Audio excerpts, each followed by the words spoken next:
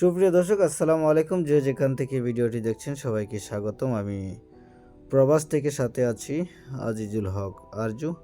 আপনারা দেখছেন গরিবের খড়িঘর ইউটিউব চ্যানেল। তো বন্ধুরা, আজকে আমি আসলাম আপনাদের মাঝে একটা ভিডিও নিয়ে। ভিডিওটি হইতেছে আজকে একটা স্পেশাল বিরিয়ানি বানানো হবে। আসলে প্রবাস থেকে কিন্তু বিরিয়ানি বানানো মানেই হচ্ছে একটু আনন্দ,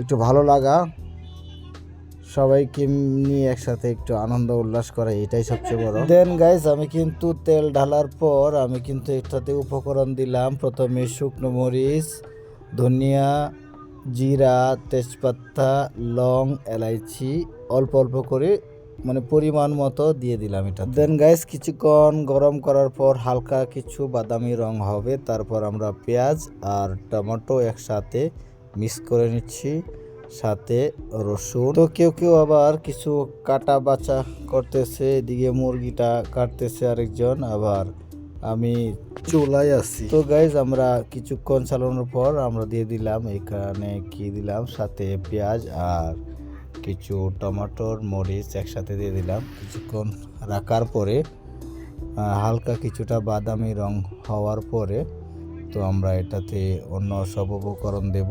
তো ভিডিওটি শেষ পর্যন্ত অবশ্যই দেখবেন। আমার যখন এগুলা সবগুলো দেওয়া শেষ হয়ে গেছে গাইস, এখন আমি কি করব, কিছুটা হলুদ এটাতে দিয়ে দেব যাতে গ্রানটা চলে যায় পেঁয়াজের। তারপর আমি কিছু রসুন দিয়ে দিলাম আস্তা করে। কিছুক্ষণ আবার পরিমাণ মতো লবণ দিয়ে দিলাম। পরিমাণ মতো লবণটা কিন্তু দিতে হবে, সবাই একটু আন্দাজ করে, যাতে বেশি না হয়ে যায়। আবার আমি কিছুক্ষণ লবণ দেওয়ার পর একটু চালিয়ে মিক্স করে নিলাম ভালো করে, যেন হলুদটা ভালো করে মিশে যায়। হাতটা ধুয়ে গাইস আমি চালানোর চেষ্টা করলাম। তো চালিয়ে একবার একদম ভালো করে মিক্স করে কিছুক্ষণ ঢাকনাটা রেখে দিলাম। তো আমি কিছুক্ষণ পর ঢাকনাটা যখন উঠাবো তখন আপনাদেরকে দেখানোর চেষ্টা করব কিভাবে। তার পাশাপাশি আমি কিছু মশলা মিক্স করে নিচ্ছি এদিকে।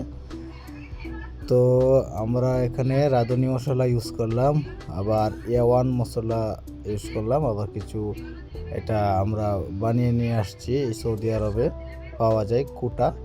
এই মশলাটা আমরা কিছু সংখ্যক ইউজ করলাম। আপনারা দেখতেছেন ভিউটা অনেক সুন্দর, ওয়াও, অনেক অনেক সুন্দর হয়েছে। তো আমরা সম্পূর্ণ ভিডিওটির মাধ্যমে আপনাদেরকে দেখানোর চেষ্টা করব। অল্প কিছুক্ষণ পানি দিয়ে দিলাম যেন পেঁয়াজগুলা পুড়ে না যায়। দেন গাইজ, আমরা মশলার উপরে কিছুটা মরিচের গুঁড়া দিয়ে দিলাম যেন লাল হয়। এদিকে অন্য ভাই মাংসটাকে ঠিকমতো মিক্স করে নিচ্ছে গোস্তটাকে। এটা হচ্ছে ফার্ম মুরগি, তো ফার্ম মুরগি বিরিয়ানি। তো অবশ্যই আসলে তো বিরিয়ানি না, আসলে কিছুটা হচ্ছে আনন্দ উল্লাস করা প্রবাসে। কিছু সংখ্যক তেল দিয়ে তেলের মধ্যে আমি প্রথমে ফ্রাই করে নেওয়ার চেষ্টা করতেছি। তো দেখি কীরকম হয় ফ্রাই করার পরে। অনেক সময় আবার ফ্রাই করা যায় না, লেগে যায়, হ্যাঁ, একসাথে আবার মিক্স হয়ে যায়। ও না, মাশাআল্লাহ, অনেক অনেক সুন্দর, অনেক একটা ভিউ, অত্যন্ত অনেক সুন্দর লাগতেছে, দেখতেছেন এখানে। আর তার পাশাপাশি আমি গাইস এদিক দিয়ে মশলাটা তৈরি করতেছি বিরিয়ানির জন্য। তো এখানে লাল হয়ে গেছে অনেকটা, দেখতেছেন মশলাটা পেকে আসতেছে। অনেকক্ষণ তাপ দেওয়ার পরে আমরা কিছু সংখ্যক এখানে পেঁয়াজ কেটে নিলাম যেন ঘি দিয়ে পেঁয়াজটা আমরা ভেজে নিতে পারি বিরিয়ানির উপরে দেওয়ার জন্য। তো বুঝতে পারতেছেন অবশ্যই অনেক আনন্দ, অনেক মজাদার হবে। তো গাইস, আগে আমাদের এগুলো কখনোই এক্সপিরিয়েন্স নাই, আমরা হঠাৎ করেই করতেছি, তো জানি না কেমন হবে। তো বন্ধুরা, মনের আনন্দে একটা গান গাইলাম। তুমি আমায় কি দেবতার প্রতিদান, মন মজালে ওরে ভাওনা গান যা দিয়েছ তুমি আমায়, যা দিয়েছ আমায় প্রতিদান, মন মজালে ওরে ভাওনা গান আমার মন মজালে ওরে বাউলা গান। তো গাইস, গান শেষে আমাদের ভাজার কাজ শেষ হয়ে গেছে। আমরা পুরোটা গোস্ত ভেজে নিলাম, তেলের মধ্যে ফ্রাই করে নিলাম যেন গোস্তটা ভেঙে না যায়, যেহেতু ফার্মের মুরগি। তো বুঝতে পারছি। এদিকে গাইস আমি আরেকটু চুলার মধ্যে দিয়ে দিলাম কিছু চাউল, বিরিয়ানি চাউল, কিছু মরিচ, আবার একটু সমপরিমাণ পানি, যতটুকু প্রয়োজন হয় আন্দাজ করে পানি দিয়ে দিলাম। এদিকে কিছুটা গরম করে তারপর একসাথে মিক্স করার জন্য অন্য একটা চুলার মধ্যে আবার আমি মশলাটা তৈরি করতেছি। তো সম্পূর্ণ ভিডিওটি দেখবেন। তো দেখলেন মোটামুটি চাউল অনেকটাই হয়ে আসতেছে, কিছুটা বাকি আছে। আমি সাথে কিছু মটর দিয়ে দিলাম যেন একটু ভালো লাগে, লুকটা যেন একটু ভালো আসে, সেই জন্যে। দেন গাইস, এদিকে আমার মশলাটা কমপ্লিট হয়ে গোস্তটা আমি দিয়ে দিলাম, মশলার মধ্যে একদম মিক্স করে নিলাম, কিছু ধনিয়ার পাতা উপর দিয়ে ছিটিয়ে দিলাম।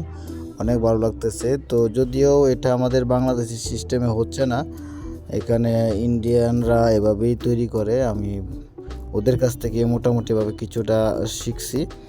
তো আমাদের বাংলাদেশে এভাবে তো হয় না, একদম চাউলের মধ্যে তারা পুরোটা মাংস দিয়ে দেয়।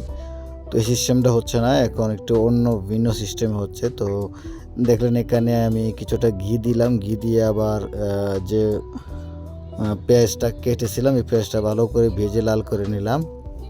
এখন কিন্তু মোটামুটি বাদামি রং চলে আসছে পেঁয়াজটার মধ্যে। আমি এখন এই দেশের যে সিস্টেম তারা করে বা ইন্ডিয়ানরা যারা যেভাবে বানা, কিছুটা চাউল প্রথমেই দেয়, তারপর আবার সাথে কিছুটা মানে বিরিয়ানি যে মশলাটা রয়েছে গোস্তের সাথে তারা দেয়, আবার স্তরে স্তরে এভাবে সাজিয়ে দেয়। আবার পাশাপাশি কিছু ঘি, আবার পাশাপাশি গোস্ত, আবার পাশাপাশি চাউল, সবগুলা এভাবে দিয়ে স্তর বাই স্তর মনে করেন 3 থেকে 4 বার এভাবে দেওয়া হয়। তো ভালোই এভাবে যদি আপনারা করেন তাহলে অবশ্যই অনেক সময় দেখা যেতেছে যে চাউলগুলো নরম হয়ে যায়, বিরিয়ানিগুলো অনেকটা নরম হয়ে যায়, একটার সাথে একটা লেগে থাকে, আঠালো, মানে দেখতে কীরকম একটু অন্যরকম লাগে।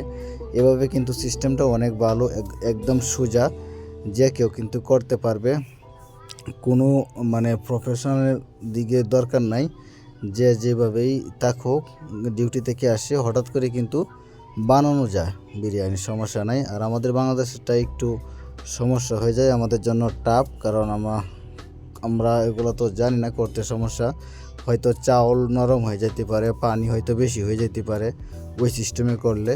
তো আপনারা তো জানেনই বিয়ে শাদিতে যেভাবে বিরিয়ানি বানানো হয় বা বিভিন্ন প্রোগ্রামে যেভাবে বিরিয়ানি বানানো হয় বাংলাদেশে। তো এই সিস্টেমটা কিন্তু অনেকটা ভালো লাগছে আমার কাছে, কারণ এখানে সব কিছু কিন্তু ভালো, চালগুলো একদম ঝরঝরা। তো সাথে যখন দেওয়া হয় তখন এক কিনারা থেকে যখন সবাইকে দেওয়া হবে তখন সবাই কিন্তু সমপরিমাণ গোস্ত আবার চাউল সবগুলোই সমপরিমাণ পাবে। তো ভিডিওটি কেমন লাগছে অবশ্যই কমেন্ট বক্সে কমেন্ট করে জানিয়ে যাবেন। আর সাথে ছিলাম আমি আজিজুল হক আরজু, সৌদি আরব আলজুব থেকে। সবাই ভালো থাকবেন, সুস্থ থাকবেন। সবাইকে এই প্রবাসীর পক্ষ থেকে অনেক অনেক শুভেচ্ছা ও অভিনন্দন। ভিডিওটি দেখার জন্য সবাইকে অসংখ্য ধন্যবাদ। আসসালামু আলাইকুম ওয়া রাহমাতুল্লাহি ওয়া বারাকাতুহু।